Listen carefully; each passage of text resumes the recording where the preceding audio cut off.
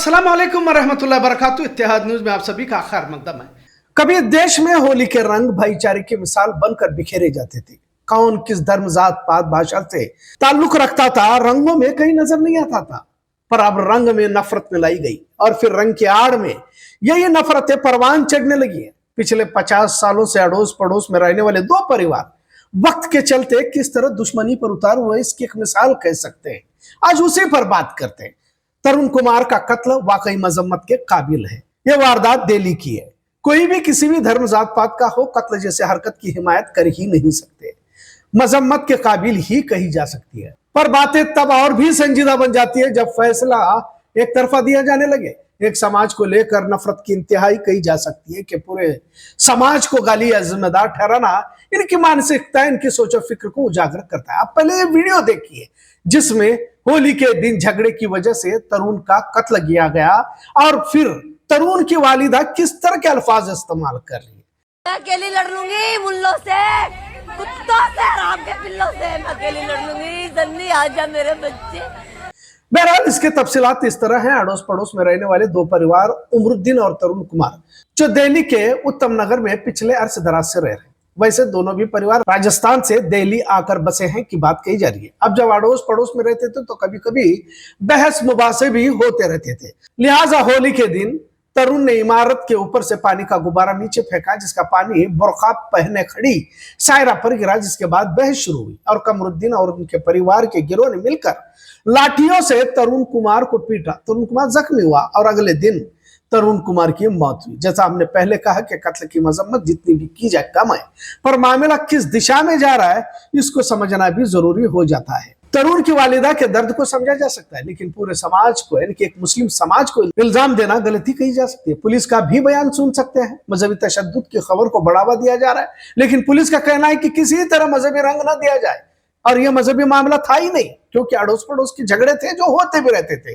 अड़ोस पड़ोस में किसी न किसी मामले को लेकर बहस पहले भी हुआ करती थी। खैर, अब इसमें हिंदुत्व तंजीमों का दखल और इंतजामिया पर दबाव डालने के बाद घर पर बुलडोजर कार्रवाई की गई। घर पर बुलडोजर चलाएगा। कत्ल के जुर्म में मुजरिमों को तो पहले ही हिरासत में लिया गया। कानूनी कार्रवाई होनी है, पर मखसूस समाज के घरों को गैर कानूनी बताते हुए बुलडोजर चलाना सबसे बड़ी गैर संवैधानिक बात है और मुल्क के जमहूरी ढांचे को नुकसान पहुंचाने वाला इकदाम कह सकते हैं। देश अजीब दिशा में चल पड़ा है। हम बार बार कहते हैं कि कत्ल जिसने भी किया है और किसी भी धर्म, जात पात का हो, वो काबिले मजम्मत है। जहां भी किया जा रहा है गलत है, पर कानून के पैमाने सिर्फ धर्म देखकर क्यों बदले जाते हैं। यूपी के लखनऊ में बर्थडे पार्टी को बुलाकर ले जाएगा उन्हें महज 12 साल का लड़का, जिसकी गोली मारकर हत्या कर दी गई, कत्ल किया गया। आप तस्वीर में देख सकते हैं कि गोली कैसे और कहां मारी गई। यहाँ कत्ल उन्हेज का हुआ है और मारने वाले कार्तिकेयन, अभिनव और नवनीत पर इल्जाम है। वैसे रोजाना कुछ न कुछ वारदातें देश में पेश आ रही हैं, तो तफसील में जाने की जरूरत नहीं है। दीगर मामला भी हैं जिसका जिक्र यहाँ पर सरसरी तौर पर करते हैं। हरियाणा में रमजान में रोजे से आमिर था, तो इसे भी बजरंग दल के गुंडों ने पीट पीट कर इसका कत्ल कर दिया।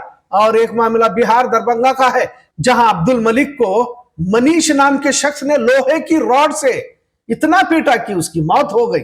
अब एक और मुस्लिम महिला का वाकया देखिए, जिसका नाम रोशन खातून, उम्र 40 साल के साथ क्या हुआ ये भी देखिए। बिहार के मधुबनी में रोजे की हालत में शराब में पेशाब मिलाकर पिला गया और उसे जान से मार दिया गया।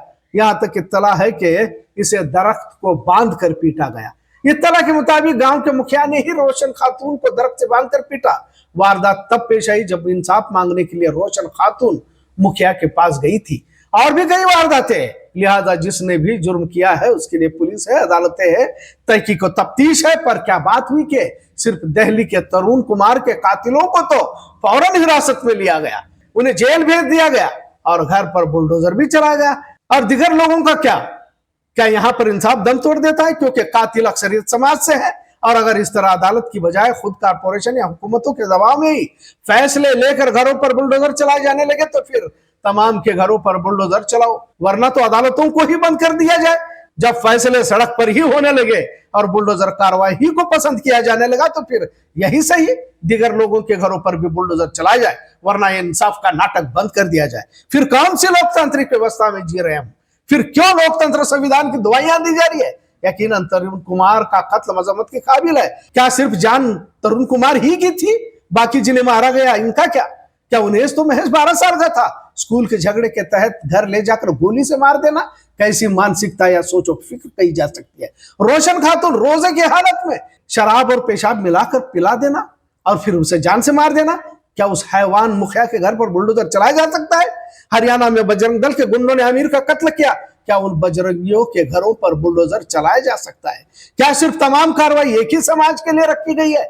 जब से तरुण का दिल्ली में कत्ल हुआ है, मुसलमानों पर हमले और भी बढ़े हैं। इसे क्या कहा जाए? लिहाजा बढ़ते मुसलमानों पर हमले इंसाफ, अदालत और पुलिस पर सवालिया निशान खड़े कर रहे हैं। धीरे धीरे एक समाज का भरोसा सिस्टम से ही उठता जा रहा है। देश नाजुक दौर से गुजर रहा है। इंसाफ के पैमाने धर्म के नजरिए से तोले जा रहे हैं। जिस दिशा में जो भी लोग देश को ले जा रहे हैं ठीक नहीं है। अदलिया इंतजामिया को अपने फर्ज को समझना होगा।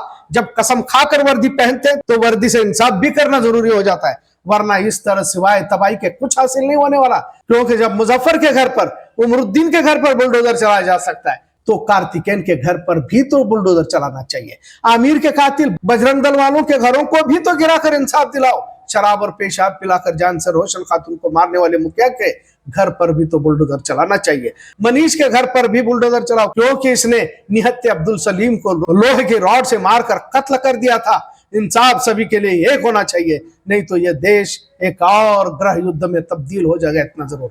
आज का मौजू कैसा लगा इस पर जरूर कमेंट करें। इत्तेहाद न्यूज़ देखने के लिए शुक्रिया। अल्लाह हाफिज।